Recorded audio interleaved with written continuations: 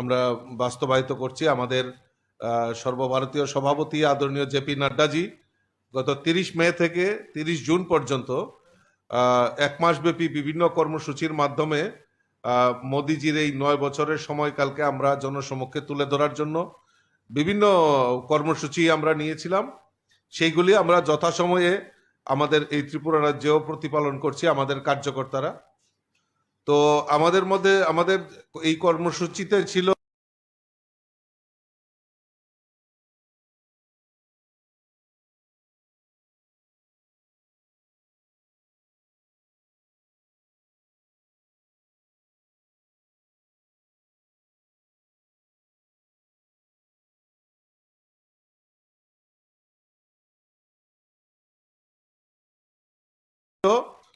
যে আমাদের ত্রিপুরা রাজ্যে দুটি বড় জনসভা হবে।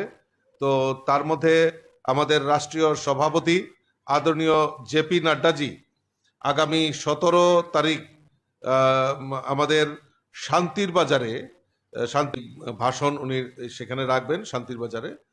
তো সেই বিস্তার প্রোগ্রামটাকে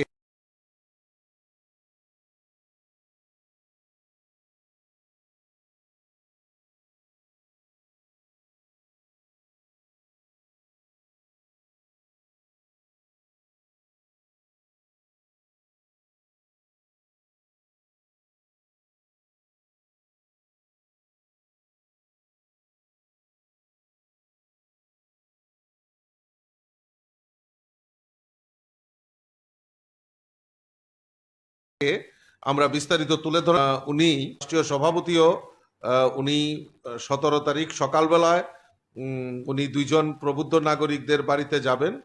এরপর ওইখান থেকেই উনি শান্তিবাজারের উদ্দেশ্যে রওনা দেবেন।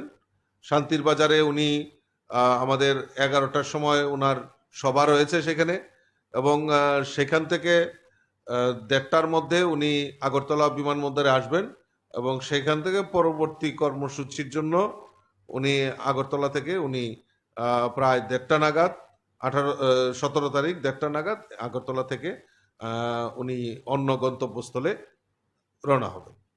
তো এই উনার যে উপস্থিতি, সেই উপস্থিতিকে সামনে রেখে আমরা ইতিমধ্যে আমাদের বিভিন্ন দফায় দফায় আমাদের মাননীয় মন্ত্রীদের নিয়ে বৈঠক হয়েছে,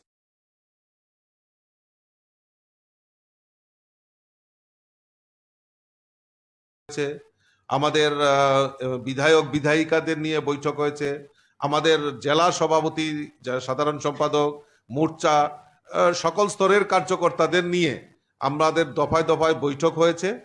এবং আশা করছি আগামী 17 তারিখ আমাদের মাননীয় রাষ্ট্রীয় সভাপতি জেপি নাড্ডাজির এই আগমনকে কেন্দ্র করে ব্যাপক উৎসাহ উদ্দীপনা তৈরি হয়েছে আমাদের কার্যকর্তাদের মধ্যে। তো আমরা আপাতত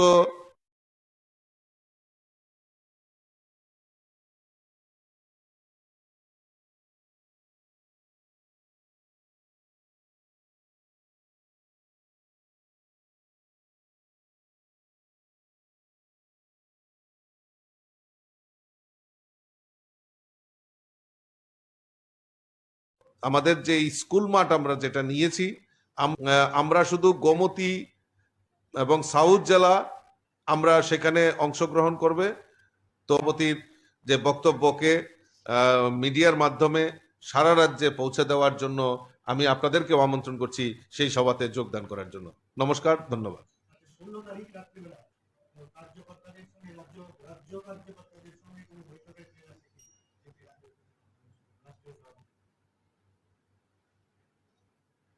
আমাদের এখন পর্যন্ত যে স্থিতি আছে, যে উনার টাইমিং, আসার টাইমিংটার উপর নির্ভর করবে।